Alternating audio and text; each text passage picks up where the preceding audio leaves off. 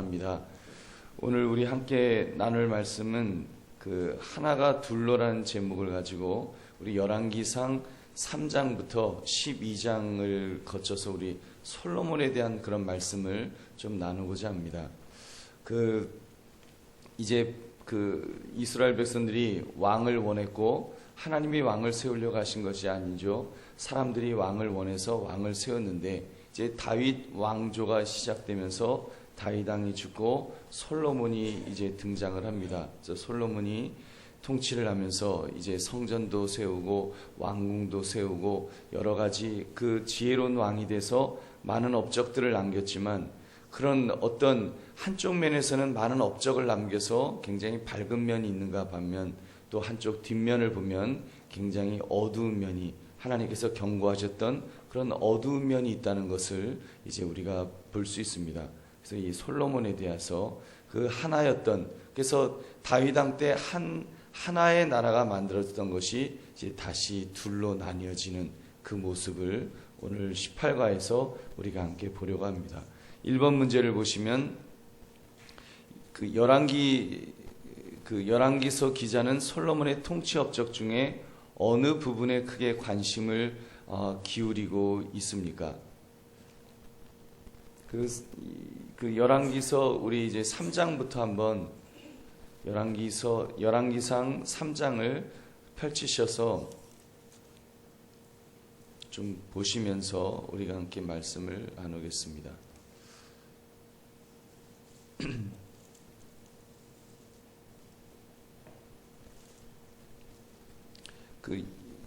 솔로몬의 통치의 업적 중에 그 어느 부분에 열왕기서 기자가 이렇게 관심을 갖고 있나요? 보면은 웅대한 건축 계획, 그러니까 건물을 건축하는 그런데 솔로몬이 많은 일을 했다. 이제 그런 것들이 나오고 또 많은 후궁을 두었다는 것이 나와요. 하나님께서 경고하셨죠. 너희들 왕을 세우면 그 왕이 너희들의 딸들을 이제 그렇게 끌고 가서 뭐 후궁으로 삼고 뭐 이렇게 이제 그런다는 얘기를 했는데 역시나 많은 후궁을 세워서 후궁이 700명, 첩이 300명, 도합 1000명, 거의 뭐 의자왕 수준으로 그렇게 살았던 것이 솔로몬이라는 것을 알 수 있습니다. 또 재산도 굉장히 많았죠. 그 세입금이 거의 뭐 금이 666달란트씩 이렇게 하고 보면 금방패가 뭐 200개 그리고 뭐 작은 금방패가 또 한 300개 아주 어마어마한 그런 부를 축적하고 했던 것들을 알 수 있습니다. 또 나름대로 이제 무역도 열심히 했습니다. 그래서 선박도 이렇게 건설하고 하는 것들을 보게 됩니다. 이 그림을 보시면 솔로몬 때 이제 그런 성전도 이렇게 건축하는 그런 모습을 보게 되고 이 그림에 있는 것이 이제 성전 건축했던 이 성전의 평면도를 지금 이렇게 보여주고 있고요. 성전을 건축한 것도 있지만 그러나 또 한쪽에서 보면은 이렇게 백성들이 짐을 지고 노역을 감당해야 되는 그런 이스라엘의 모습을 볼 수 있습니다. 그래서 아무튼 이 솔로몬은 이렇게 북쪽 이스라엘과 남쪽 유다를 아우르는 그런 나라를 이제 만들었습니다. 그리고 아까 무역을 이쪽 에시온게벨 요 남쪽 제일 밑에서 에시온게벨에서 배를 건조해 갖고 이제 또 무역을 하는 그런 모습을 이렇게 볼 수 있습니다. 2번 문제를 보시면 솔로몬은 특별히 어떠한 재능을 가지고 있었던 것으로 기술됩니까? 여러분 열왕기상 3장 5절부터 보시면 이제 솔로몬이 지혜를 구하는 그런 모습이 나오죠. 자기가 이제 왕이 돼서 내가 이 왕을 감당하기 위해서 내가 일천번제를 하나님 앞에 드려야 되겠다 하면서 이제 그 기도하는 중에 너에게 무엇을 줄고 했을 때 하나님 제가 이 백성을 다스리려면 지혜와 명철이 필요하다고 해서 지혜와 총명을 구했던 그래서 그런 솔로몬의 어떤 재능 중에 가장 그 특징이 될 만한 그런 재능이 있다면 지혜가 많았던 왕이다. 그래서 지혜와 총명이 있었던 왕이다라고 그렇게 볼 수 있습니다. 3번 보시면 솔로몬 성전이 건립되고 단장된 사건은 6장과 7장 15절부터 50절에서 간략히 소개되고 있습니다.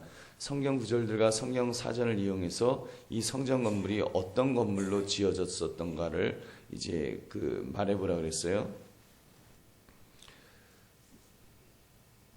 요 성전의 그 크기를 보면 보시죠. 요건 이제 단면을 쫙 잘라놓은 맨 위에 있는 그림은 단면을 잘라놓은 것이고요. 그러니까 직각으로 자른 그림이고, 요거는 평면을 이렇게 판판한 평면을 지금 보여주는 그런 성전의 모습이고, 이거는 전면의 모습, 성전이 이런 모습으로 되었다는 것을 보여줍니다. 성전의 크기를 갖다가 이야기할 때는 이제 뭐 20규빗, 40규빗, 10규빗 했는데, 규빗이라고 하는 것은 이 팔꿈치의 길이라고 해서 44cm 정도, 그 정도의 그 길이를 말합니다.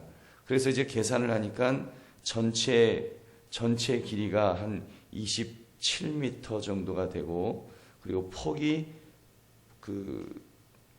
9m 정도가 된다는 것을 알 수 있습니다. 그리고 현관의 폭은 요 현관의 폭 가운데 있는 요 현관의 폭은 폭이 9m, 높이가 3m, 또 양편에는 기둥이 이렇게 있습니다.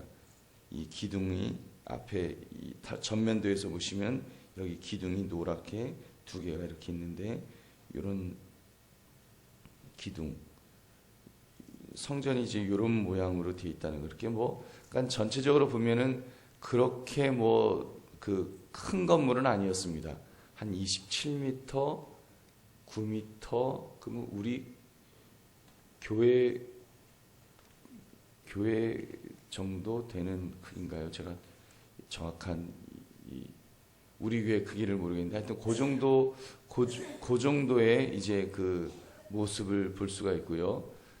또 성전은 다시 성소와 지성소로 나눠지죠. 그래서 요 성소와 지성소 부분은 나눠지는데, 이 성소가 지금 길이가 18m, 그리고 요 폭이 9m, 그리고 지성소는 9m에서 정사각형이라는 것을 알 수 있고요. 높이도 9m, 아주 그런 모습이죠. 또 좀 어둡게 보존이 됐고, 휘장으로 이렇게 구분되었고요. 중간에 이제 휘장이 있어서 구분이 되어 있었습니다. 대제사장만이 1년에 한 번 속죄일에 이제 들어갔던 그런 지성소의 모습을 볼 수 있습니다. 하여튼 이런 식으로 이제 성전이 지어졌다는 거 여러분 보시고, 이제 4번 문제로 들어가시면, 이 성전을 짓는데 얼마가 걸렸나요, 여러분? 7년. 예, 성전이, 그러니까 열왕기상 6장 38절 보면 7년 걸렸다 그랬어요. 근데 궁전은 몇 년 걸렸나요? 13년이 걸렸습니다. 그래서 여러분, 성전은 아마 궁전 전체의 일부분이었던 것으로 그렇게 보여집니다. 그래서 이렇게 성전이 건축되고 궁전이 건축됐습니다. 근데 솔로몬은 여기 재미있는 게요, 이제 열왕기상 9장 10절부터 14절을 보시면, 열왕기상 9장을 한번 펼쳐보시면, 이 솔로몬 건축공사에 소요되는 경비를 좀 황당하게 충당을 합니다. 9장 10절부터 14절 보시면, 이제 페니키아 두로 왕 히람에게서 이제 백향목이라든지 잣나무라든지 금이라든지 이런 것들 재료를 수입을 했어요. 그런 것들을 좀 차관같이 해서 우리에게 그런 백향목, 그런 성전이나 이런 건물을 짓기 위한 그런 좋은 재료들을 좀 보내달라 해서 그것들을 이렇게 수입을 한 거예요. 근데 수입했으니까 이제 대금을 치러야 될 거 아닙니까? 그 대금을 어떻게 치렀는가 하면, 갈릴리 땅에 있는 성읍 20개를 너 가져, 이렇게 된 거예요. 그러니까 이렇게 건축을 잘 해놓고는 그 건축한 것에 대한 그런 어떤 경비를 성읍 20개를 줬는데, 한마디로 말하면은 우리로 말하면은 한남동 아니면 용산구 이런 거를 몇 개 띄워갖고 용산구 강남구 몇 개 딱딱 띄어서 이거 대금으로 대신 가져, 이렇게 된 거예요. 근데 백성들한테 그 의논도 안 했습니다. 의논도 안 하고 그냥 일방적으로 이렇게 준 거예요. 그러니까 백성들이 갈릴리 지역에 있던 백성들은, 그 20개의 성에 있던 사람들은 눈 뜨고 났더니 나라가 바뀐 거예요. 이제 나라가 바뀌어서 이제부터는 너희 이 유다 나라 아니고 이제부터는 그냥 이 페니키아, 이 두로왕 시돈의 소유니까 너희 거기 따라라, 이렇게 된 겁니다.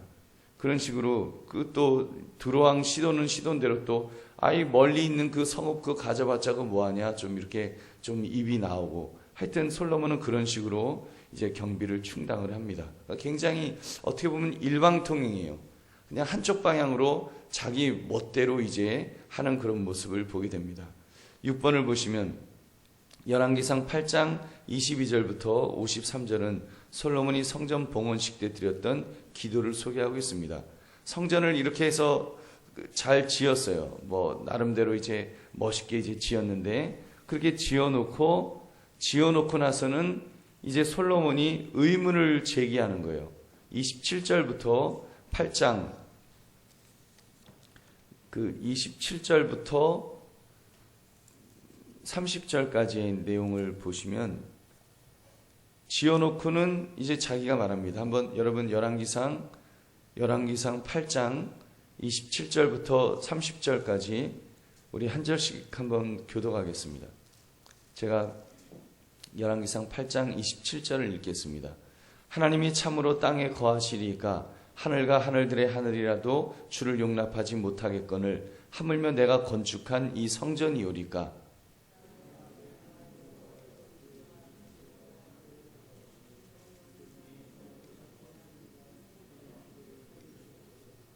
주께서 전에 말씀하시기를 내 이름이 거기 있으리라 하신 곳 이 성전을 향하여 주의 눈이 주야로 보시오며 주의 종이 이곳을 향하는 비를 향하여 비는 기도를 들으시옵소서.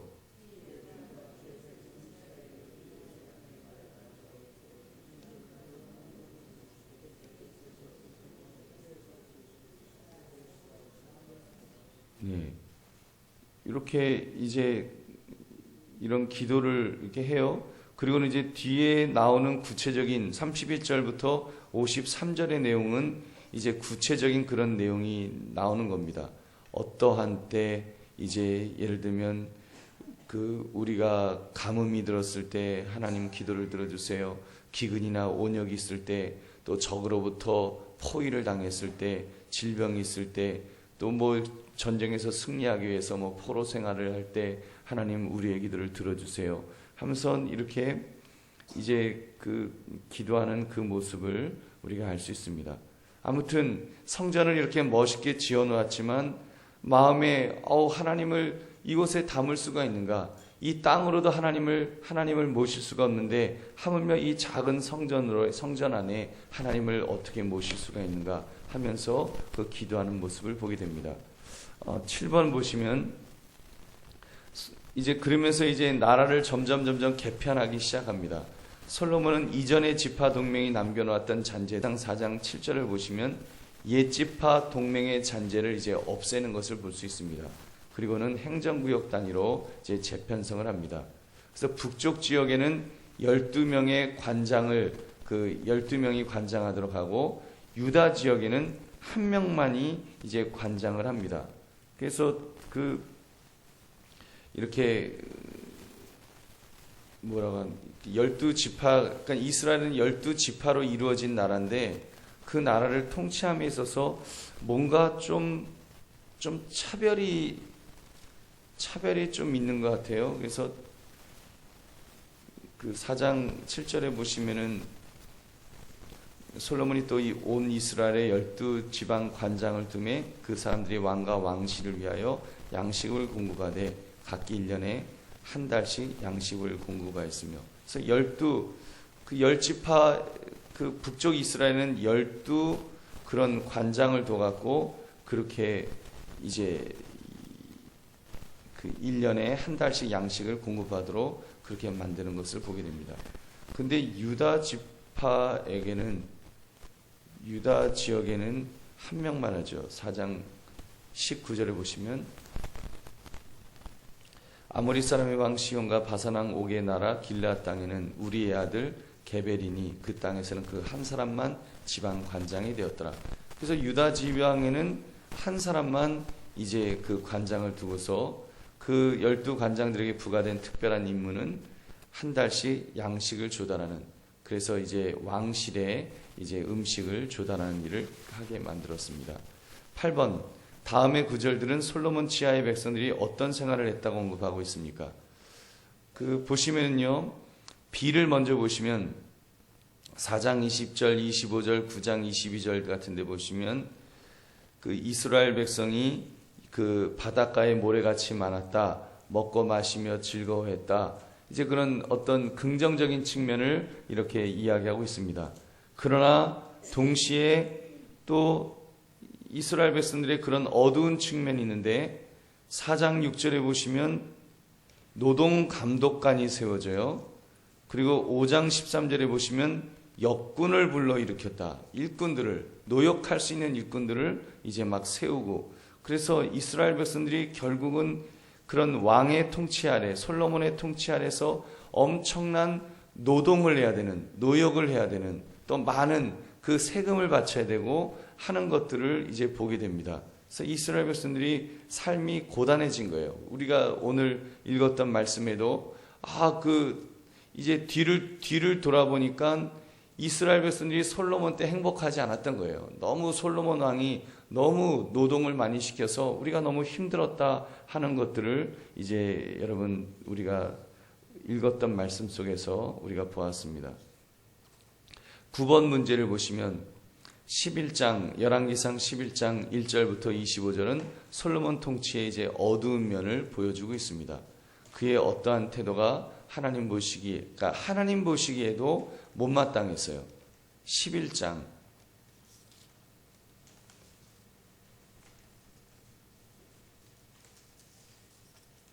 하나님 보시기에 솔로몬 왕이 누구랑 결혼했습니까?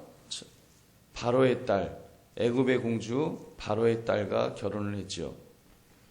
그래서 또 바로의 딸 외에도 이방의 많은 여인을 사랑했다라고 말씀합니다. 그래서 모압, 암몬, 에돔, 시돈, 헷 여인 이런 사람들과 통혼하는 모습이 있고요. 그런 이방 여인들이, 이방의 공주들이 이렇게 또 시집 올 때 그냥 시집을 오는 것이 아니죠. 각종 또 우상을 다 섬기고, 자기가 섬기던 우상, 자기를 또 이렇게 끌어주었던 예를 들면 이방 그런 제사장이라든지 이제 그런 그 우상을 섬기는 그런 사제들도 같이 데리고 왔겠죠. 그러니까 이스라엘 나라가 그냥 우상 섬기는 것들로 그냥 가득 차기 시작하는 것입니다. 하나님이 그것을 이쁘게 보실 리가 만무한 것입니다. 그래서 그의 관할 지역 안에서 이제 사건들이 일어나기 시작합니다.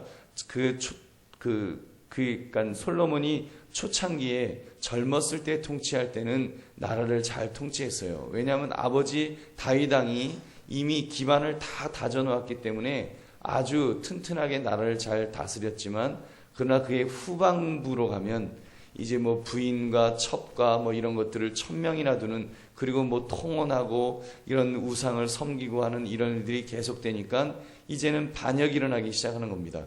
그래서 그의 관할 지역에서 열왕기상 11장 14절부터 25절에 보면 에돔 사람 하닷이 대적을 했다, 또 르손이 대적을 했다면서 이제 반란 사건이 일어나는 것을 보게 됩니다. 그 다음에 10번 문제를 보시면 11장 26절부터 12장 25절은 마침내 왕국이 둘로 나뉘고만 사실을 다루고 있습니다. 어떤 예언적인 사건이 그런 장차 한 칸 띄고 이말 분열에 관해 미리 예시해 주었나요?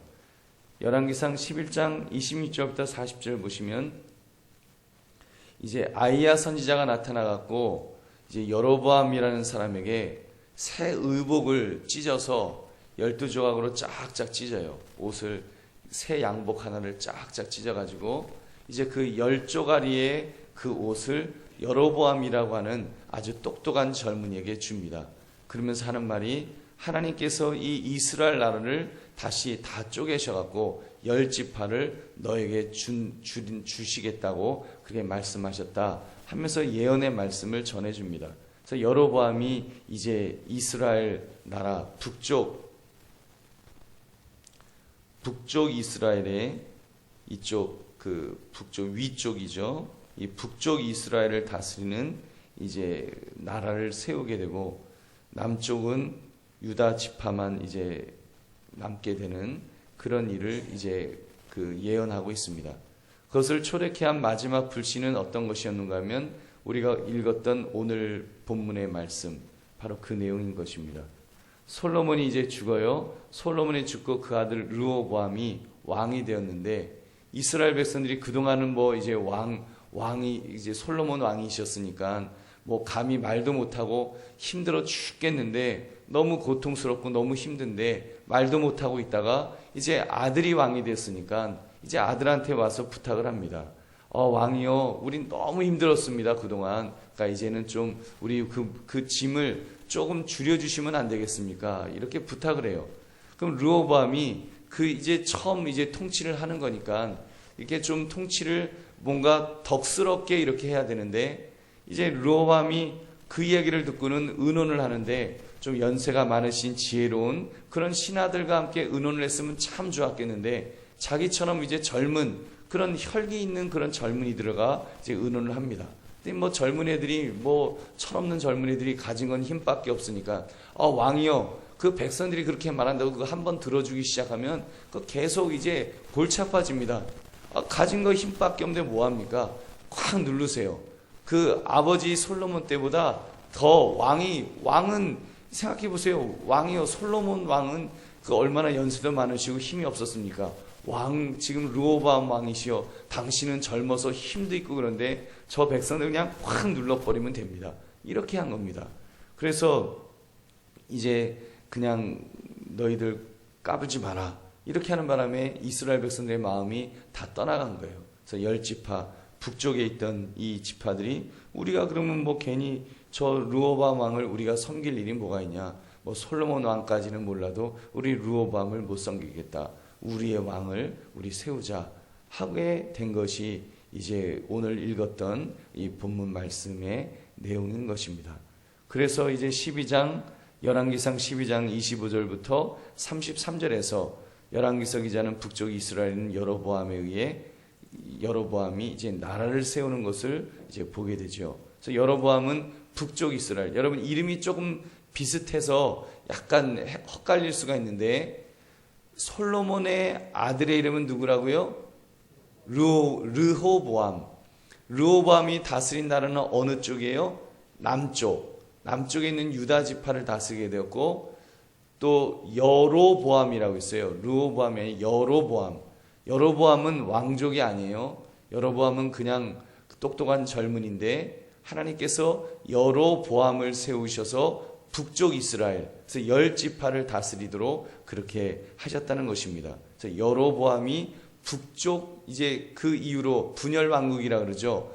통일 왕국은 다윗 왕 때는 통일 왕국이었고 다윗 솔로몬까지는 통일 왕국이었는데 이제 그 통일 왕국으로 있던 나라가 분열 왕국이 되는 거예요. 우리나라처럼 지금 우리나라가 북쪽 북한, 남쪽 대한민국 이렇게 나뉘어져 있는 것처럼 이스라엘 나라가 딱 그 모양인 거예요. 북쪽, 남쪽. 근데 어느 나라가 좋은 나라요? 남쪽이 좋은 나라인 것 같아요. 그래서 남쪽에 있는 유다 나라는 그래도 다윗 왕의 그런 왕조가 계속 이어지고 북쪽에는 이제 그냥 이 사람 저 사람 이제 왕이 되는 것을 보게 됩니다. 네, 그 북쪽 이스라엘의 특징을 든다면 여로보암에 의해서 주도되었던 종교 개혁이 있었어요. 여로보암이 왕이 딱 돼서 보니까 북쪽 이스라엘을 이제 요 지도를 보시면 북쪽 이스라엘을 이렇게 지배를 하는데 이 북쪽 이스라엘 사람들이 절기가 되면 어디를 가야 되는가 하면 여기 예루살렘 보이시죠? 여러분 예루살렘 보이시나요? 여기 예루살렘에 와서 예루살렘에는 뭐가 있습니까? 성전이 있어요. 성전이 있으니까 성전에서 제사를 드려야 되는 거예요. 그러니까 그 이스라엘 사람들이 북쪽 이스라엘 사람들이 절기가 되면은 국경을 넘어서 예루살렘에 가서 제사를 드려야 된 거예요. 그럼 뭐 양도 끌고 갈 거 아닙니까? 그 양도 가지고 가고 뭐 다 갖고 가니까 어떻게 보면 북쪽 이스라엘 나라의 그런 어떤 경제, 그런 어떤 재원들이 남쪽 유다로 다 가져다 바치는 꼴이 된 거예요.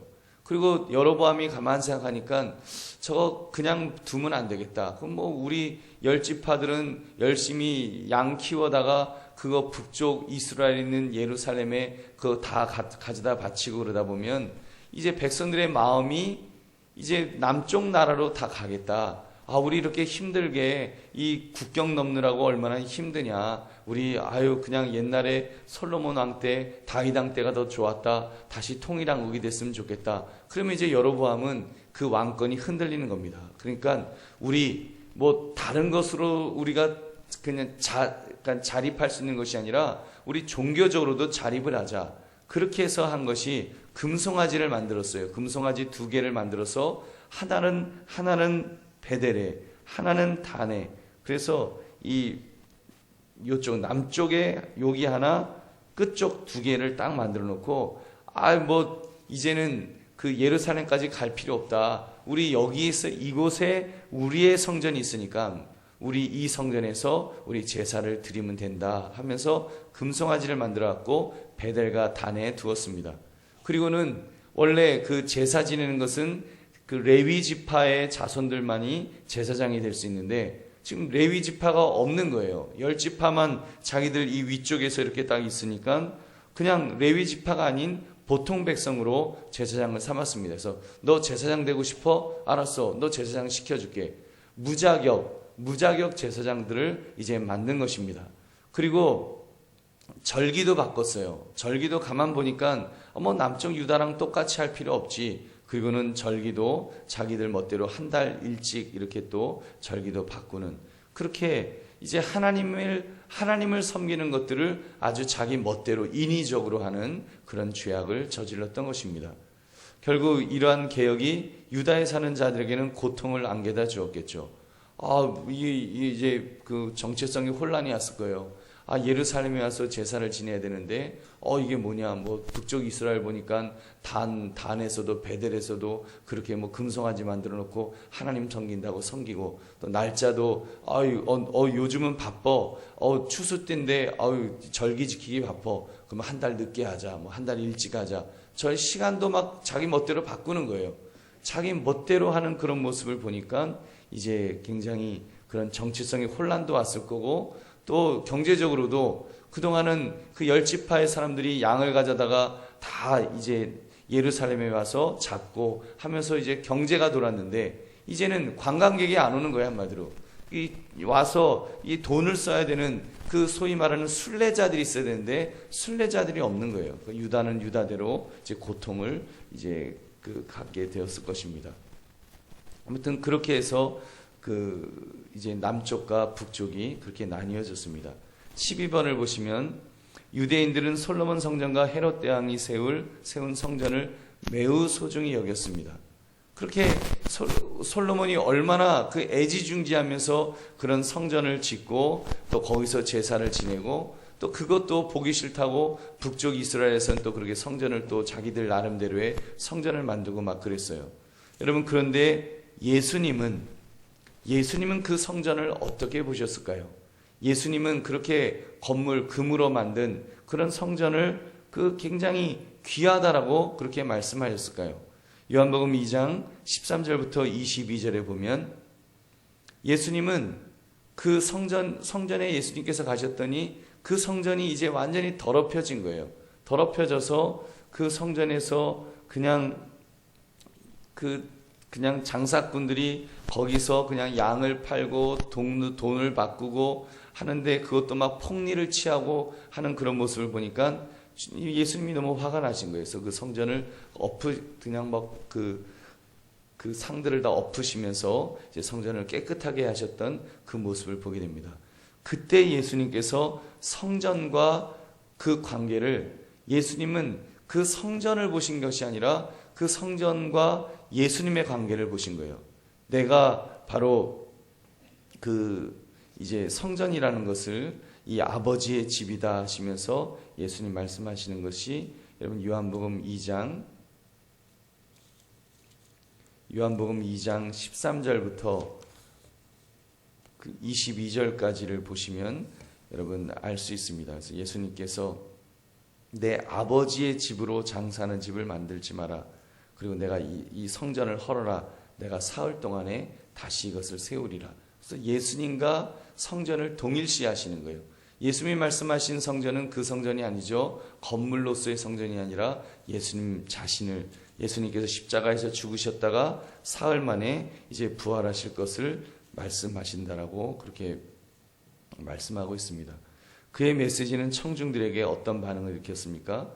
그 사람들은 막 깜짝 놀란 거예요. 당황한 거예요.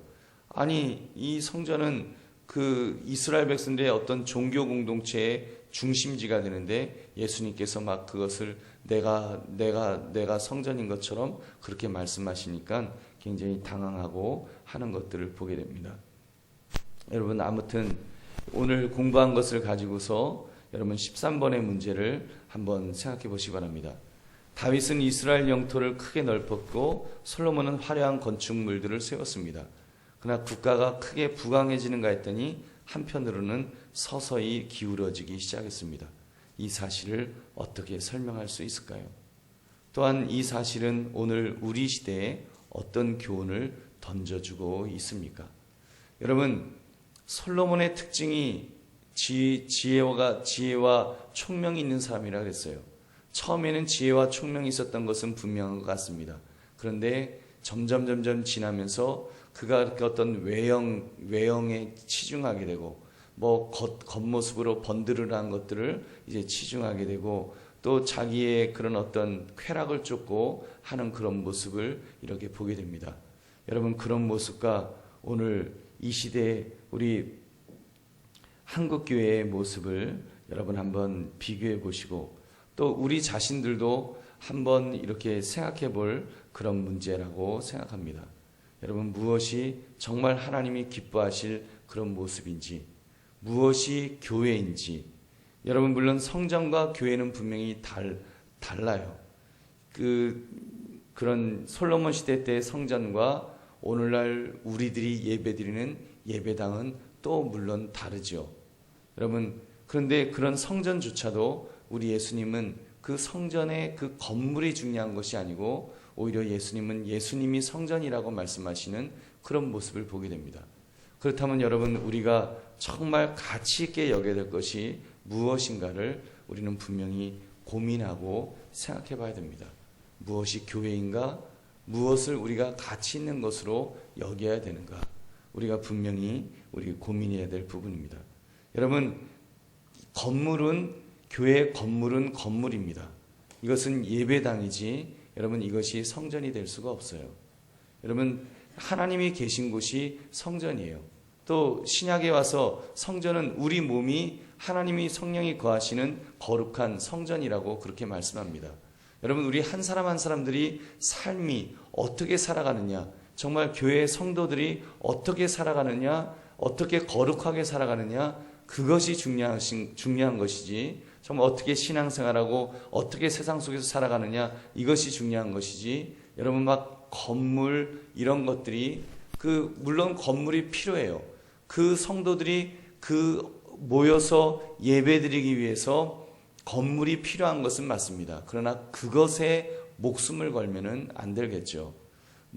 조금 남의 교회 이야기입니다만, 지금 이렇게 시끄럽게 하는 그런 우리 대한민국에서 제일 크게 멋있게 교회를 지었던 몇천억을 들여서 교회를 지었다고 하는 그 교회가, 그 교회를 좀 더 크게 짓기 위해서 이게 편법으로 그런 어떤 그 공유지를, 국가의 그런 도로를 지하 쪽을 파서 그걸 갖다가 이제 1년에 몇 억씩 내고 점용료를 내고서 이제 교회를 그렇게 더 크게 지었어요. 그렇게 크게 지었는데 그게 지금 와서 이제 문제가 된 겁니다. 그러니까 서초시 그 지역에 있는 주민들이 고소를 한 거예요. 이건 왜 교회가 하나의 교회는 단체인데 왜 국가의 땅을 갖다가 이렇게 점용해서 쓰고 있느냐? 원상복귀 시켜라. 그래서 지금 법정인 공방이 됐고 그래서 뭐 계속 판결이 나오는데 이제 다시 원상복귀를 시켜라. 지금 그런 판결이 나온 거예요. 그래서 교회 건물을 예를 들면 다 지어놓고 이 강대상 있는 이 부분이 이게 이제 다 나라 땅에다가 이렇게 지어놓은 거예요. 그리고 점용료를 낸다고 이제 편법으로 이제 한 거예요. 그래서 다시 교회를 다시 고쳐 이제 그러다가 만약에 대법까지 가서 대법원에서 판결이 그렇게 나게 되면 정말 이제 교회를 다시 뜯어 고쳐야 되는 거예요. 여러분 근데 뭐 지상에 있는 건물 같으면은 이렇게 뜯어 고치기가 쉽지만 지하에 지어놓은 어마어마한 건물의 이 앞부분을 갖다가 다시 다 메꿔야 된다. 굉장히 어려운 부분입니다. 그 기술적으로 굉장히 어렵대요. 그것 때문에 정말 또 이렇게 지탄을 받게 되는 그런 모습을 이렇게 보면서 여러분 우리가 정말로 가치 있게 여겨야 되는 것이 무엇인지 여러분 우리 스스로에게 고민해야 될 부분이라고 믿습니다. 뭐 앞으로 우리 한강교회도 이제 건축을 해야 되는 또 그런 시점이 올지도 모르는데 만약에 하나님께서 그런 우리에게 그런 기회를 주신다고 한다면 여러분 우리도 이런 부분을 놓고 한 번은 고민해야 될 부분입니다. 뭐 잘하고 싶은 마음이 있겠죠. 정말 뭐 멋있게 정말 의리의리하게 짓고 싶은 그런 마음은 다 있겠지만 여러분 정말 우리가 가치 있게 여겨야 되는 것이 무엇인지 우리가 고민하면서 정말 필요한 곳에 또 교회가 세워지고 하는 것들도 오히려 그것이 더 하나님이 기뻐하시는 그런 모습이 아닌지 여러분 우리가 한번 우리 자신들을 한번 돌아봐야 될 줄로 믿습니다. 그래서 저는 그런 기도 제목이 있어요. 그게 뭔가 하면 하나님 교회가 교회를 건축할 때 물질의 풍족함을 주셔서 이렇게 빚지고 짓는 것이 아니라 뭐 빚을 지고 짓고는 또 그 빚을 못 갚아갖고 분당에 있는 여러 교회들이 지금 또 넘어가게 생겼어요. 이제 이자를 못 갚으니까 이제 교회가 넘어가는 그런 또 안타까운 그런 모습들도 있습니다. 과거에는 일단 교회만 지으면 성도들이 들어와서 교회를 채우고 빚을 다 갚았어요. 그래서 또 그런 믿음인지 믿음 이상의 뭔지 하여튼 뭐 그런 식으로 교회를 잔뜩 지어놓고는 이제 빚을 갚지 못해갖고 교회가 경매에 넘어가는 이런 또 안타까운 모습들을 보면서 하나님 정말 우리가 교회를 건축할 때 하나님 정말 하나님의 방법으로 교회를 지을 수 있도록 해달라고 기도를 하고 있고 저는 그런 꿈이 있어요. 교회를 지을 때 하나님 우리가 적어도 뭐 11조 되는 그런 부분은 정말 교회를 우리 한강교회를 위한 교회가 아니라 다른 곳에 교회를 세울 수 있도록 개척교회든 뭐 해외에 있는 교회든 뭐 군대에 있는 교회든 정말 교회가 필요한 곳에 교회를 세울 수 있는 그런 은혜를 달라고 기도하고 있습니다. 여러분 하나님께서 우리에게 그런 은혜를 주셔서 적어도 우리가 우리만을 위한 교회가 아니라 정말 교회가 필요한 곳에 그렇게 교회를 세울 수 있는 그런 또 넉넉함도 하나님 허락해 달라고 여러분 기도하시는 저와 여러분 되시기를 바랍니다. 여러분 그래서 우리 정말 그런 꿈을 꿉시다. 사실 뭐 제가 이렇게 막 하는 것도 그런 생각하는 것을 뭐 쉬운 일은 아닐 겁니다. 그러나 여러분 우리가 정말 그 예배당이 필요한 곳에 또 예배당이 필요해서 우리가 뭐 교회를 건축할 수 있어요. 그러나 여러분 그 예배당은 우리가 하나님 앞에 예배드리기 위해서 필요한 공간으로 우리가 사용하는 것이지 여러분 무슨 그런 건물을 위한 건물은 여러분 성경적이지 않습니다. 하나님의 백성들이 가장 효과 있게 신앙생활하기 위해서 필요한 건물이 그것이 교회입니다. 여러분 그렇지 교회를 위한 교회, 건물을 위한 교회 여러분 그것은 하나님이 기뻐하시는 그런 교회가 아니라는 거예요. 이스라엘 나라는 이미 그렇게 돼버린 거예요. 그렇게 건축을 하고 그 각종 뭐 왕궁을 짓고 하면서 거기에 그냥 백성들이 너무 짓눌려 가지고 이제 도저히 괴로워서 못 살겠다. 그래서 오죽하면 나라가 다시 반으로 쪼개졌겠습니까? 그래서 북쪽 이스라엘, 남쪽 유다로 나눠져서 이제는 그 다른 문제가 아니에요. 그냥 건물 짓다가 그 건물 지으면서 너무 힘들어서 나라가 두 쪽이 나고 그렇게 해서 이제 서로 원수지간이 돼서 서로 반목하고 서로 막 싸우고 하는 그런 일들이 이제 벌어지는 것입니다. 이게 얼마나 안타까운 일인지요. 주님의 몸된 교회가 정말 하나님의 그런 그 공동체가 그렇게 별것도 아닌 것 가지고 건물 때문에 그 나라가 그 찢어지는 그런 아픔을 겪고 또 그거 짓겠다고 하나님의 법을 막 어겨서 금송아지 만들어 갖고 여기다가 성전을 짓고 저기다가 성전을 베델에 짓고 단에다 짓고 자기 멋대로 하나님을 또 섬기려 하는 그런 모습들. 인간이요, 정말 우리는 하나님을 위해서 살아가야 되는데 이게 뭔가 이제 사람이 바뀌는 거예요. 그거를 이제 도그마에 빠진다 그러는데 뭔가 자기들의 어떤 그 생각에 빠져가지고 본질이 아닌 비본질을 마치 본질인 것처럼 붙들고 살아가는 그런 어리석음을 이렇게 보는 것입니다. 여러분, 우리는 그런 면에서 분명히 깨어 있어야 됩니다. 늘 하나님을 의식하고 하나님을 의지하면서 하나님이 무엇을 원하시는가, 하나님이 기뻐하실 일이 무엇인가, 무엇이 정말 하나님 앞에서 가치 있는 일인가, 우리가 그런 것들을 바라보면서 그렇게 살아갈 수 있는 저와 여러분 되시기를 주님의 이름으로 축원합니다. 우리 함께 기도하겠습니다.